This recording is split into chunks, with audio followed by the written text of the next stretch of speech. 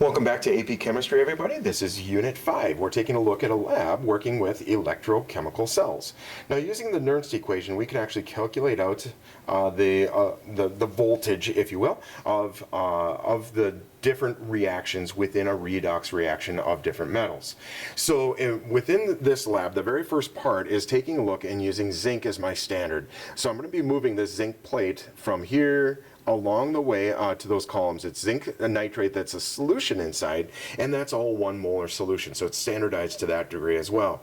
Now down in the bottom I have different metals. The solution that they're in is providing that ion for the metal itself, and that is also of a 1 molar concentration down below, but it moves from copper to silver to iron to magnesium and then to lead in the last column.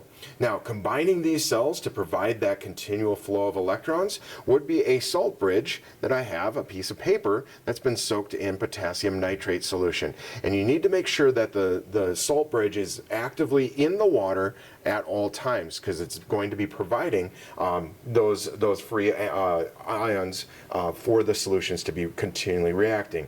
Now, you'll notice that I do have the black wire that's hooked up to my zinc plate at this point. That's because in your balanced redox reactions, your half reactions, we see that my zinc serves as my anode. Okay, now remember, we have anox and we have red cat. Okay, if it's a red cat, that means that it's going to be reduced.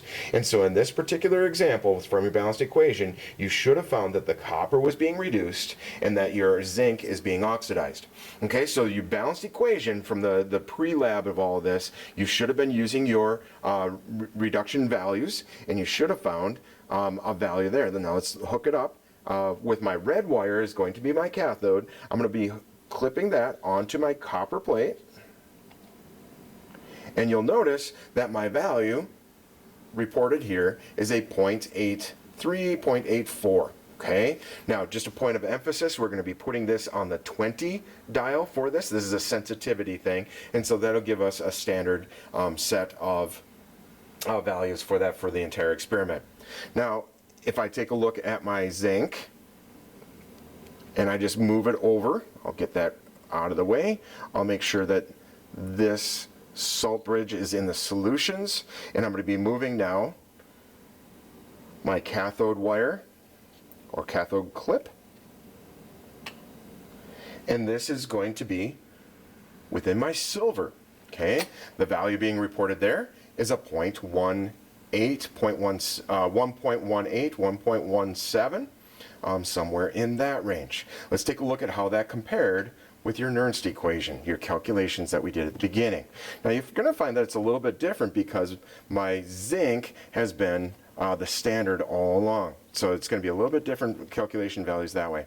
Now I'm going to move this over to my iron. I just have an iron nail in there. Now you'll notice as I do that, I get a 1.20 value. Okay, so let's move it one over.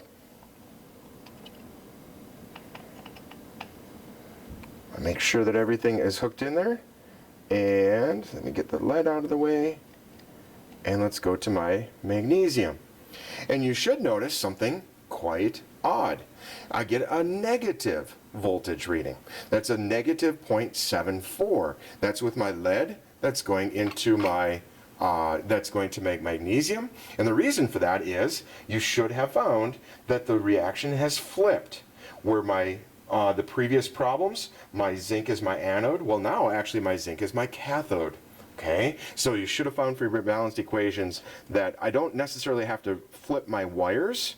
I just have to realize, oh, it's now one serving as an anode, one serving as a cathode.